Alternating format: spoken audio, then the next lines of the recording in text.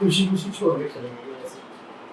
मतलब कुछ था ही नहीं कि भाई लाइफ में कोई भी प्रॉब्लम हो, कोई बीमारी हो, अपनी भर्ती कराए, कुछ नहीं, बस लाइफ में एकदम से यू टर्न किया।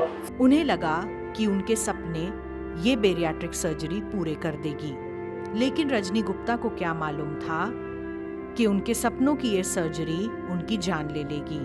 हिंदी में तो सब लोग इसको मोटापे की सर्जरी ही कहते हैं। 60 साल की रेखा शर्मा ने 2025 में एम्स नई दिल्ली से वजन कम करने की सर्जरी करवाई। मेरे को बहुत दिक्कत आ रही थी, चक्कर आते थे, मेरी आंखों के आगे अंधेरा भी आ जाता था। कैसा महसूस कर रही अब तो मैं बहुत बढ़िया महसूस कर रही हूँ, मैं चल फिर भी रही हूँ, काम भी कर रही हूँ और मुझे कमजोरी बिल्कुल भी नहीं है। ओबेसिटी या weight loss after the surgery, इससे और शुगर ठीक होने के लिए कोई रिलेशन नहीं है। इसको एक अच्छे सेंटर में कराया जाए जहाँ पर एक्सपीरियंस सर्जन हो और एक बहुत अच्छा प्रोग्राम हो और एक मल्टी डिसिप्लिन टीम हो। अगर ये नहीं है,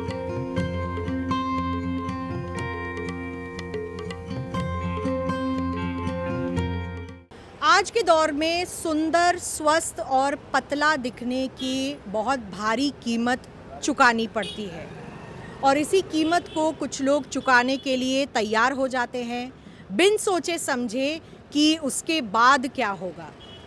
ऐसी एक दिल दहला देने वाली कहानी उत्तर प्रदेश के मेरठ में हुई, जहां पर एक परिवार ने अपना सदस्य खो दिया।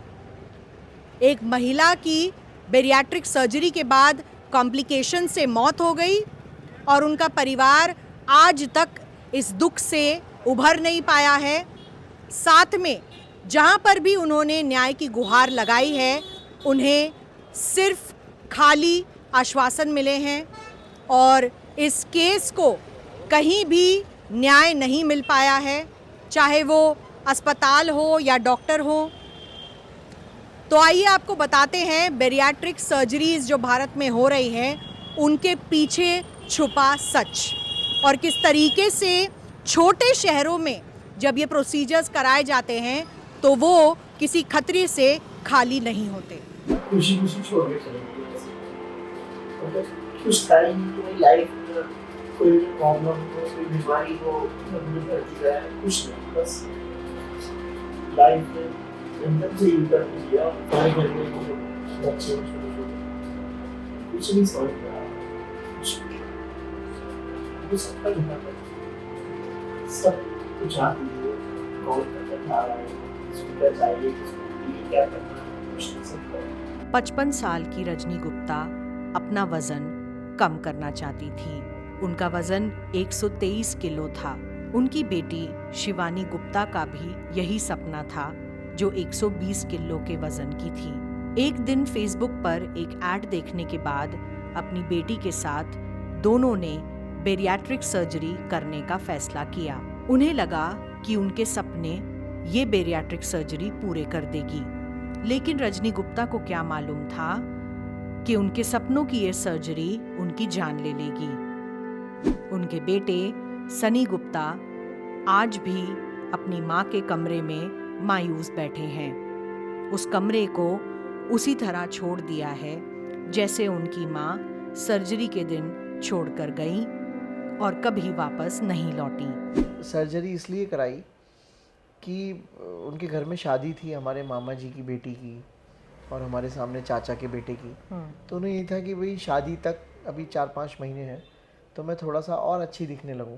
तो एक उन्हें ये था कि ब्यूटी सर्जरी करा के मैं अगर और अच्छी दिखने लगूं तो मैं इसलिए करा लूं। और फिर उन्होंने जो है वो सर्जरी में मुझसे कोई कंसीडर नहीं किया, मेरे पिताजी से कोई कंसीडर नहीं किया और डॉक्टर ने उनका और इतना माइंड वॉश किया कि आप सुबह आइए और शाम को आपको घर भेज देंगे। डॉक्टर ऋषि ने मेरठ में ये किया।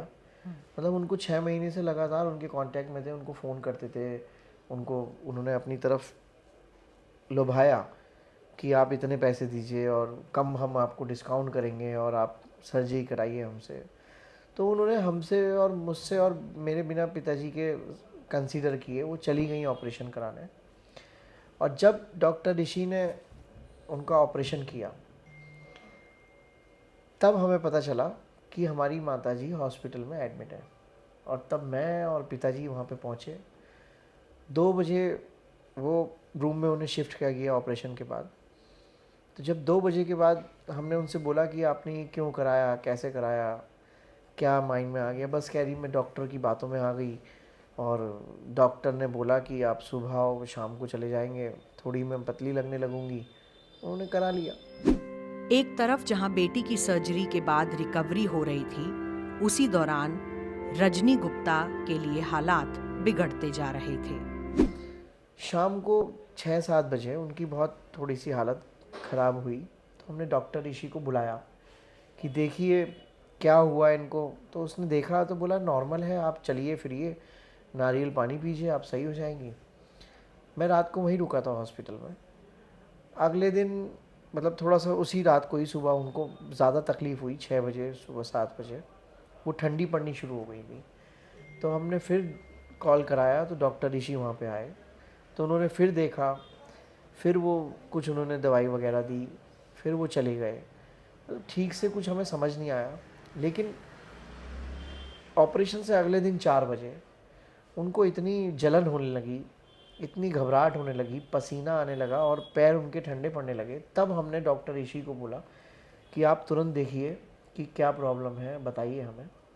वो आए वहाँ पे, तो उनको कुछ समझ नहीं आया, तो उन्होंने अपने फादर को कॉल किया, वो भी सर्जन है।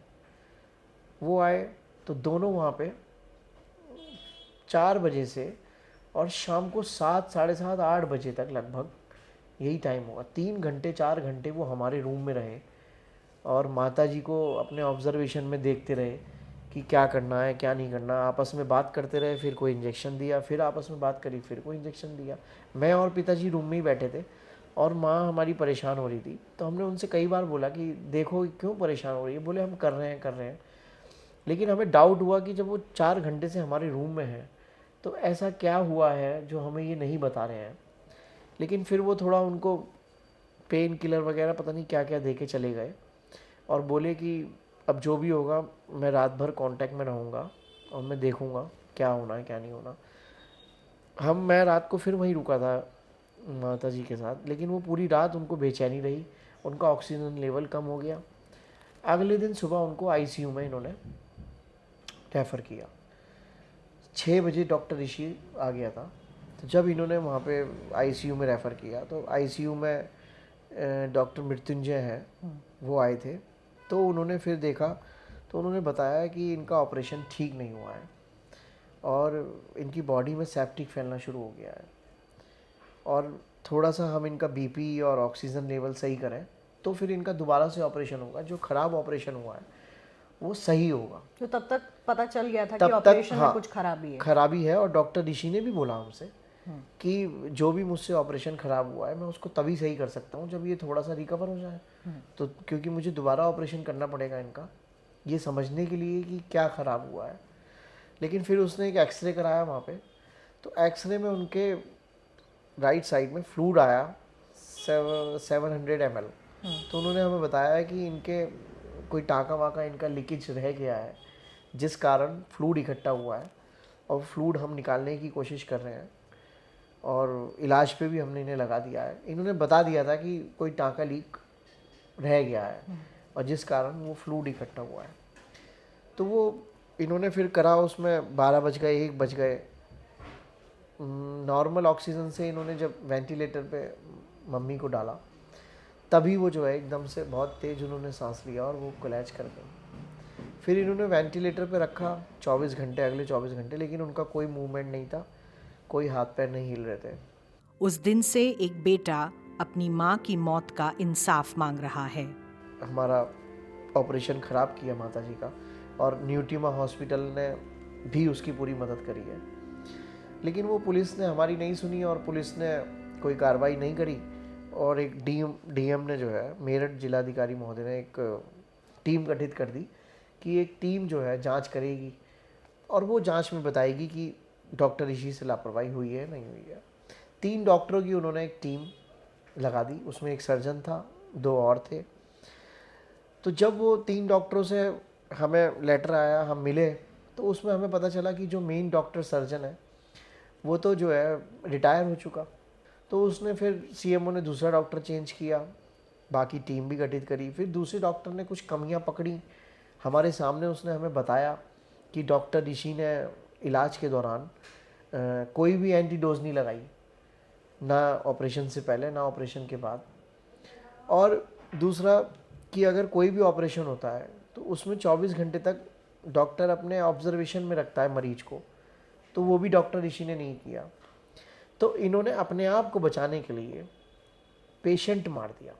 हमने सब जगह जो है हम गए दौड़े, लेकिन वो जब रिपोर्ट देने का नंबर आया सीएमओ को, जांच रिपोर्ट, तो उसमें इन्होंने जो और 2 लोग थे सर्जन के अलावा, जो और 2 डॉक्टर थे, उन्होंने रिज़ाइन दे दिया कि हम इस टीम में रहना नहीं चाहते। तो ये कहीं ना कहीं डॉक्टर ऋषि का प्रभाव था। तो 1 महीने में इन्होंने 6 चिट्ठियाँ बदली हैं जांच अधिकारियों की। तो उससे आप ये पता लगा सकते हैं कि इनके ऊपर डॉक्टर ऋषि का कितना प्रभाव था और कितने ये लोग एफर्ट्स कर रहे थे कि ये जांच को पूरी की पूरा जांच कमेटी और जांच मैनेज हो जो हमारे अगेंस्ट ना जाए। पूरा इन्होंने इस तरह से मतलब एक ट्रैप किया हमारे साथ, और हमारा तो घर पूरा परिवार ही ख़त्म हो गया। अब हम जो है पुलिस पे गए थे, पुलिस ने हमें कोई न्याय नहीं दिया। डीएम पे गए, डीएम ने हमें कोई न्याय नहीं दिया। अब हम कोर्ट जाएंगे और कोर्ट से न्याय मांगेंगे। बाकी आपके चैनल के माध्यम से हम यही कहेंगे कि पूरे देश में अपील करें कि भाई ये बैरेटिक सर्जरी जो है बहुत ख़तरनाक सर्जरी है, कोई भी इसे ना कराए।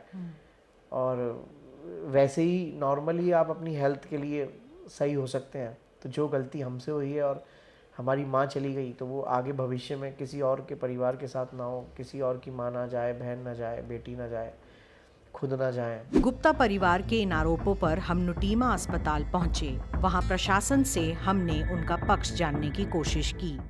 उत्तर प्रदेश के मेरठ में बेरियाट्रिक सर्जरी से हुई मौत के बाद हम नुटीमा अस्पताल पहुंचे इस अस्पताल का पक्ष जानने के लिए, लेकिन यहाँ के नेफ्रो के हेड और डायरेक्टर डॉक्टर संदीप कुमार गर्ग ने कोई भी औपचारिक बयान देने से मना कर दिया। ऑफ रिकॉर्ड हमने उनसे बातचीत की और हमने उनसे पूछा कि किस तरीके से ये मौत हुई है, तो क्या ये मेडिकल नेग्लिजेंस है। उन्होंने कहा कि बैरियाट्रिक सर्जरी हो या कोई और सर्जरी हो, इस तरीके के रिस्क हर सर्जरी में होते हैं, और जब कोई पेशेंट ऐसी सर्जरीज कराते हैं तो उन्हें इन तरीके के रिस्क का ध्यान रखना चाहिए। उन्होंने ये भी कहा कि सर्जरी के दौरान और उसके बाद या पहले या कई महीनों बाद भी कुछ पेशेंट्स की मौत हो जाती है और इसके लिए अस्पताल जिम्मेदार नहीं है। ये सिर्फ एक राज्य की कहानी नहीं है। अप्रैल 2024 में तमिलनाडु के एक आईटी प्रोफेशनल हेमचंद्र की बेरियाट्रिक सर्जरी के बाद मौत हो गई। मेडिकल नेग्लिजेंस पाने के बाद तमिलनाडु मेडिकल काउंसिल ने 2 डॉक्टरों को 3 महीने के लिए सस्पेंड किया, लेकिन मेरठ का मामला अभी तक मेडिकल नेग्लिजेंस में दर्ज नहीं हुआ और इसलिए इस पर कोई एफआईआर नहीं दर्ज हुई। मेरठ में हुए हादसे के बाद शुगर डायबिटीज यानी कि बेरियाट्रिक सर्जरी को लेकर कई सवाल खड़े होते हैं। क्या ये सर्जरी सेफ है? किस तरीके से होनी चाहिए? किसे करनी चाहिए? कहाँ होनी चाहिए? क्योंकि आप जानते हैं जब आप किसी प्राइवेट अस्पताल में इस सर्जरी को करवाते हैं तो नॉर्मल खर्चा 3 लाख से 6 लाख रुपए तक आ सकता है। आपके स्टे पर भी ये खर्चा बढ़ सकता है, और अगर आप इतने पैसे दे रहे हैं तो जाहिर सी बात है कि अगर आप कहीं अच्छी जगह सर्जरी कराएं उससे ही आपको फ़ायदे होंगे। इस सर्जरी को लेकर कई सारी मिथ्या भी भारत में देखी जाती है। इस विषय पर हम बात करेंगे डॉक्टर संदीप अग्रवाल से, जो पहले एम्स के बेरियाट्रिक डिपार्टमेंट के एचओडी थे और अब मणिपाल हॉस्पिटल में यहाँ पर बेरियाट्रिक डिपार्टमेंट हेड कर रहे हैं। हिंदी में तो सब लोग इसको मोटापे की सर्जरी ही कहते हैं। मोटापे के लिए सर्जरी को लोग बहुत एक रेडिकल चीज़ मानते हैं, तो उसके बारे में बहुत ज़्यादा डिटेल्स नहीं जानना चाहते हैं और सीधा बोलते हैं सर्जरी भी कोई करता है मोटापे के लिए। दूसरा ये कि बहुत सारी उसके बारे में मिथ्स हैं जो ट्रू नहीं है। दूसरा ये है कि इसके बारे में ज़्यादा अवेयरनेस क्रिएट करने के लिए कैंपेन्स भी नहीं हुए हैं। जैसे आजकल देखिए, आजकल मोटापे के ड्रग्स आई हैं, तो एक बहुत बड़ी फार्मा इंडस्ट्री इसके पीछे है कि ओबेसिटी की अवेयरनेस क्रिएट किया जाए। वो डायरेक्टली अपनी दवाई का एडवर्टीजमेंट नहीं देते हैं, वो मोटापे को एक डिजीज़ मान के उसके बारे में अवेयरनेस क्रिएट करते हैं। पहले केवल मोटापे को एक दिखने की प्रॉब्लम माना जाता था या कॉस्मेटिक इशू। ये नहीं लोग जानते थे कि मोटापे से हेड टू टो सारे बीमारियां हो सकती हैं। मोस्ट प्रोमिनेंटली डायबिटीज़, जो कि हमारे देश में बहुत ज़्यादा है। एक डायबिसिटी का एपिडेमिक है हमारे देश में, मोटापा प्लस डायबिटीज़। हमारे अपने एक्सपीरियंस में जितने हमने बैरिएट्रिक सर्जरी पेशेंट्स किए हैं, अबाउट 1/3 वर डायबिटिक। ओके, दूसरा है स्लीप एपनिया। तीसरा है फैटी लिवर, जो आज इसके बारे में थोड़ा सा एक विस्तार में बताऊंगा कि लोग अल्ट्रासाउंड कराते हैं, किसी कारण से उसमें फैटी लिवर आता है तो उसको वो कहते हैं हाँ मेरा मोटापा है, फैटी लिवर है, पर ये नहीं जानते कि वो फैटी लिवर कई बार सिरोसिस बन सकता है या लिवर को कम्प्लीटली डैमेज कर सकता है। और इस बारे में हमने एम्स में काफ़ी रिसर्च की है और अपने हमारे डेटा के according 5 to 8% patient at incidental cirrhosis when we operated. उसका मतलब ये है कि पेशेंट हमारे पास सर्जरी के लिए आए थे, उनके अल्ट्रासाउंड में कुछ फैटी लिवर बताया गया था, वो बिल्कुल नॉर्मल हमारे सामने बैठ के बात कर रहे हैं। जब हम ऑपरेशन करते हैं तो जब दूरबीन डालते हैं तो उनका लिवर कम्प्लीटली डैमेज निकलता है। And it has been found in 5 to 8% patients, which is a very serious condition and it is a silent killer which people are not aware. मोटापे के साथ 12 से 13 तरह के कैंसर्स का रिस्क ज़्यादा है। मान लो कोई केस कहीं पे ख़राब हुआ किसी भी जगह अस्पताल में, उसकी पब्लिसिटी तो बहुत हो जाती है, पर जो अच्छे रिजल्ट्स हैं, जो साइंटिफिकली प्रूवन है, लाखों पेशेंट में जो रिजल्ट्स पब्लिश हुए हैं, वो बहुत इंपॉर्टेंट है लोगों को जानना कि ये रिजल्ट बहुत इफेक्टिव सर्जरी है। एक और चीज़ के बारे में बात करूँगा, सेफ्टी। पेशेंट, मान लो डॉक्टर्स या पेशेंट मान भी गया कि बहुत इफेक्टिव है, पर कहेंगे अच्छा ये तो सेफ़ नहीं है, सर बैरिएट्रिक सर्जरी से ये हो जाता है, ये कॉम्प्लिकेशन रेट बहुत हाई है। इवन मेरे को फिजिशियंस के फोरम में मैंने कई बार लेक्चर लिए हैं, तो सब कुछ मान जाते हैं, फिर एंड में बोलते हैं अरे तो सेफ़ नहीं है सर्जरी। तो सेफ्टी के बारे में बताता हूँ। जो लेटेस्ट डेटा है मिलियंस ऑफ पेशेंट्स का, उसमें जो complication rate is as low as the gall bladder surgery, probably lower than that. Obesity and metabolic surgery of India यानी कि OSSI के अनुसार भारत में हर साल करीब 20,000 बैरिएट्रिक सर्जरियां होती हैं। इनमें से अधिकतर केस में लोगों का वजन कम हुआ है और डायबिटीज और शुगर का अंत भी हुआ है। 60 साल की रेखा शर्मा ने 2025 में एम्स नई दिल्ली से वजन कम करने की सर्जरी करवाई। 1 साल बाद वे खुद को ज्यादा ऊर्जावान और सक्रिय महसूस करती हैं। इतनी आपको दिक्कतें आ रही थी जब आपको पता चला था आपको शुगर और डायबिटीज है? मेरे को बहुत दिक्कत आ रही थी, चक्कर आते थे, मेरी आंखों के आगे अंधेरा भी आ जाता था, तो मैं पकड़ के चलती थी। मेरे को फील हो जाता था कि मुझे चक्कर आने वाला, कमजोरी जैसी, मतलब मुझे पता चल जाता था कि मुझे कमजोरी, पसीने से थोड़े से आते थे, तो मैं अपना थोड़ा सा संभल जाती थी। हाँ, फिर मैंने यहाँ पे अपने प्राइवेट में ही दिखाया, तो वहाँ पे मेरे को शुगर बता दिया कि अब बढ़ता ही रहेगा। मैं गोली भी खा रही थी, उन्होंने गोली कितनी बार बढ़ा देते थे, मेरी गोली कितनी बार कर देते, लेकिन मेरे कंट्रोल में हुआ ही नहीं मेरा शुगर। हाँ, फिर मैं मंजुनाथ सर से मिली तो उन्होंने फिर ऑपरेशन के लिए बोल दिया, तो मैंने करा लिया। कैसे पता चला आपको एम्स में ऐसे ऑपरेशन हो रहे हैं? मुझे मंजुनाथ सर ने ही बताया था इसको कि यहाँ पे मैं ऐसे कर रहा हूँ, तो तू अपनी मम्मी को भी दिखा, मैं कर दूंगा। अच्छा, हाँ जी। तो आपकी सर्जरी को अब कितना समय हो गया है? 1 साल हो गया मैम, 25 तारीख को 1 साल हो गया। हाँ जी। और अब आप कैसा महसूस कर रही हैं? अब तो मैं बहुत बढ़िया महसूस कर रही हूँ, मैं चल फिर भी रही हूँ, काम भी कर रही हूँ, और मुझे कमजोरी बिल्कुल भी नहीं है। शरीर तो मेरा पतला दिखने लगा है, लेकिन मैं कमजोरी से ठीक हूँ। मुझे कोई महसूस ही नहीं हो रही कि मैं कमजोरी हूँ, क्यों हूँ, नहीं, बिल्कुल मेरे में ताकत इतनी आ गई, पहले से बहुत ज़्यादा आ गई है। रेखा बता रही हैं कि उनके परिवार में लगभग सभी को डायबिटीज की बीमारी है। मेरी मम्मा को थी पहले, फिर उसके बाद मेरे को हुई, मेरे भाइयों को भी है 2 को, तो एक तो चले गए, एक अभी हैं, वो इलाज करा ही रहे हैं अभी थोड़ा। हाँ, वो लेकिन शुगर के लिए वो तैयार नहीं है कि मैं ऑपरेशन करवाऊँ। मैंने उनको भी समझाया है। क्यों? वो डर रहे, मैंने उनको बोला है, मैं करा लो, मैंने कहा नहीं तू करा ले, मैं नहीं करवा रहा, मुझे डर लग रहा है। क्या तू इतनी कमज़ोर होगी, मैं तो पहले ही कमज़ोर हूँ, तो और मैं बिल्कुल ही चला जाऊँगा। बता रही थी कि आपको भी शुगर और डायबिटीज़ का प्रॉब्लम है, कहाँ से शुरुआत हुई है इसकी?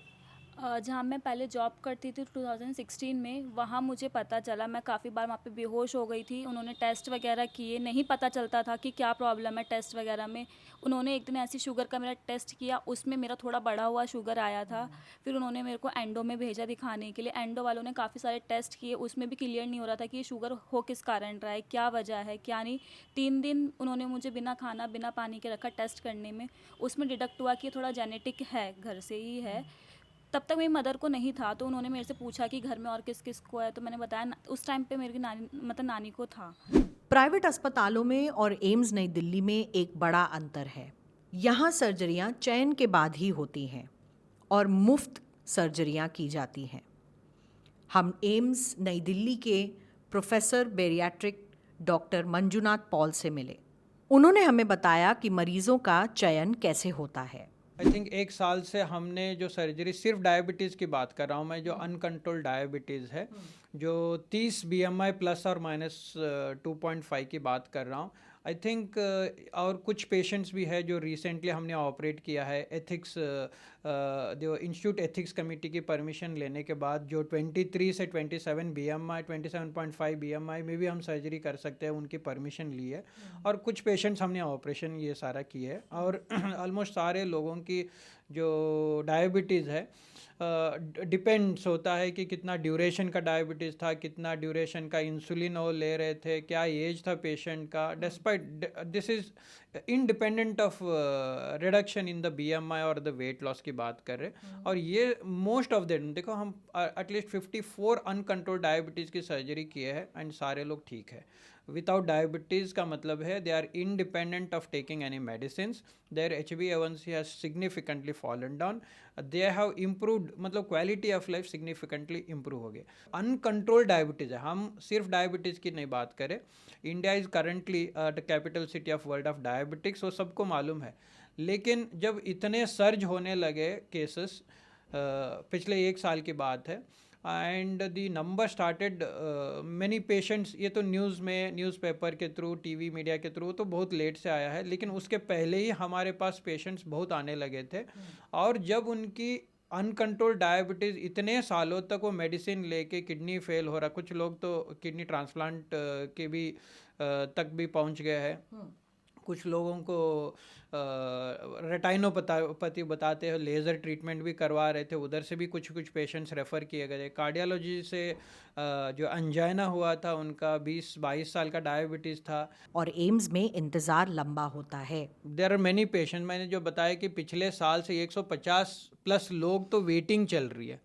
ओके, एंड वो कैसे आएंगे जो लोग वेटिंग में चल? इनफैक्ट अच्छा, मुझे बताइए कि अगर हमारे किसी दर्शक को अभी अपॉइंटमेंट लेना है एम्स में, कितनी वेटिंग लगेगी इस सर्जरी के लिए? नहीं, देखिए मैं वो नहीं बताना चाहता हूँ कि वेटिंग बहुत लंबी है, ये है वो है। देखो सर्जरी, देखो डायबिटीज़ पर से सिर्फ उसी के लिए शायद इंडिया में कोई ज़्यादा लोग नहीं कर रहे। आई रिमेंबर एक डॉक्टर साहब है, डॉक्टर कुलर करके, जो लुधियाना में, उन्होंने ये एक रिट्रोस्पेक्टिव स्टडी पब्लिश किया था।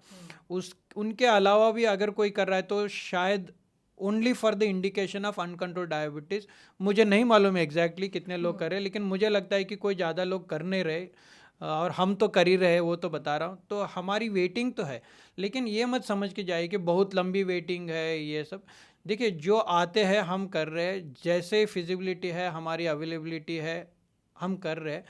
ऐसे डिसहार्टन मत होइए, मैं ये बताना चाहता हूँ कि क्योंकि एम्स अपने आप में बहुत बड़ा इंस्टीट्यूट है, बड़ा हार्ट है, and they will try to make all the arrangement कि नन ऑफ देम मतलब get unjustified, and everybody will be happy at the end of the day. मतलब ये नहीं कि एवरीबडी विल बी हैप्पी, मतलब कि कोई डिससेटिस्फाइड नहीं रहेगा, and they will look into it. Waiting तो है। कितना है फर्स्ट फीस? तो फिलहाल तो है वेटिंग, मैं बताना चाहता हूँ 150 प्लस वेटिंग चल रही है। और अभी तो मैं बताऊंगा कि कुछ लोग हैं जो मेंबर ऑफ पार्लियामेंट भी वेट कर रहे हैं सर्जरी के लिए। मेंबर ऑफ पार्लियामेंट की भी वेटिंग चल रही है। ऐसे 2 लोग हैं जो वेट कर रहे हैं।